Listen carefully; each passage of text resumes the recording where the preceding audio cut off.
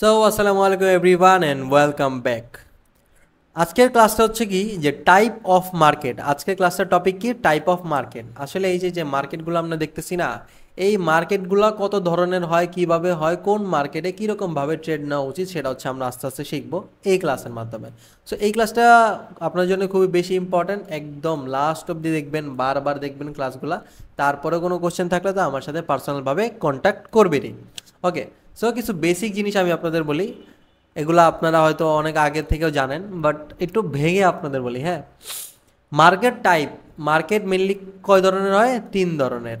ঠিক আছে, market mainly কি হয়, কয় ধরনের হয়? মার্কেট মেনলি হয় হচ্ছে তিন ধরনের। নাম্বার ওয়ান হচ্ছে কি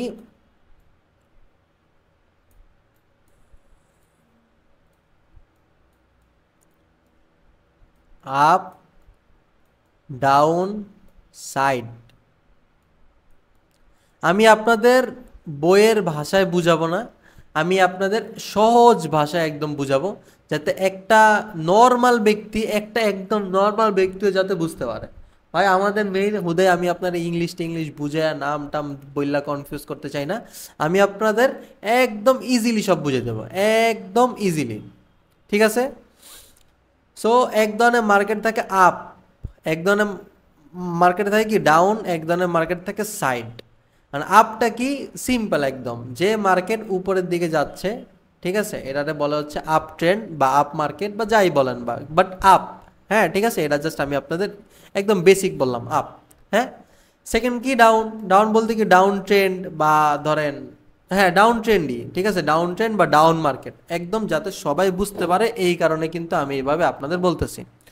আর এক ধরনের মার্কেট থাকে হচ্ছে সাইডওয়েজ মার্কেট বা সাইডওয়েজ ট্রেন্ড, যাই থাক, এই মার্কেটটা এইভাবে চলে, এইভাবে, মানে অত উপরেও যায় না, অত নিচেও আসে না, মানে এমনি আর কি, সাইডে চলে, মানে সাইডে।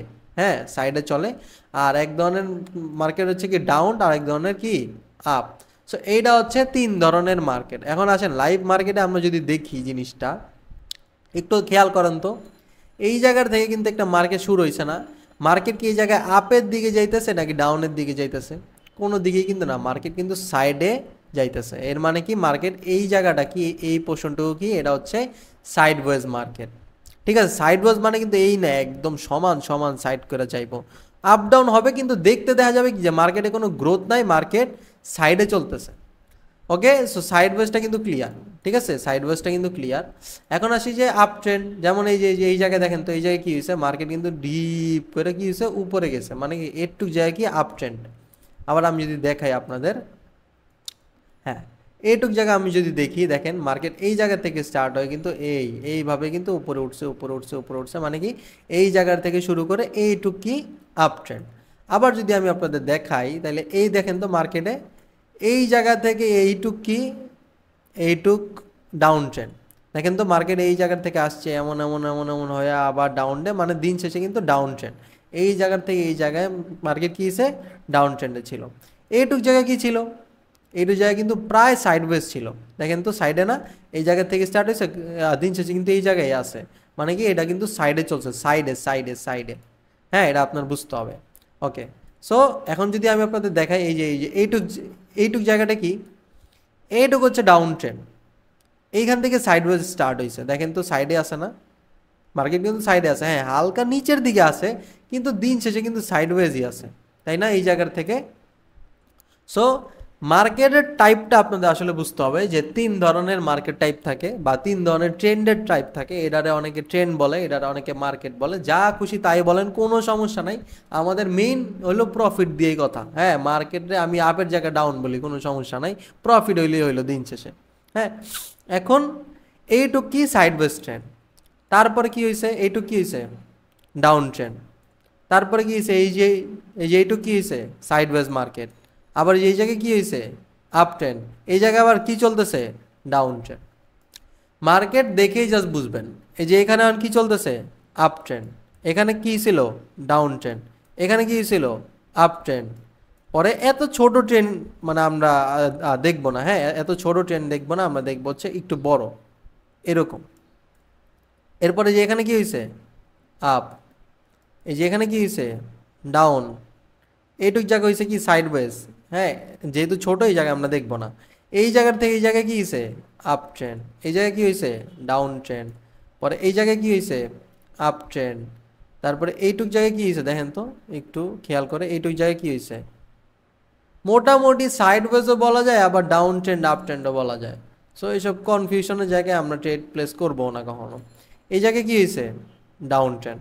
সো এই ধরনের এই যে পুরাটাই কিন্তু ডাউন ট্রেন্ড, বাবারে বাবা এত বড়, এই জায়গাটা থেকে শুরু করে এই অবধি ডাউন ট্রেন্ড, তারপরে গিয়ে একটুখানি আপ ট্রেন্ড হয় আবার ডাউন ট্রেন্ড, ঠিক আছে।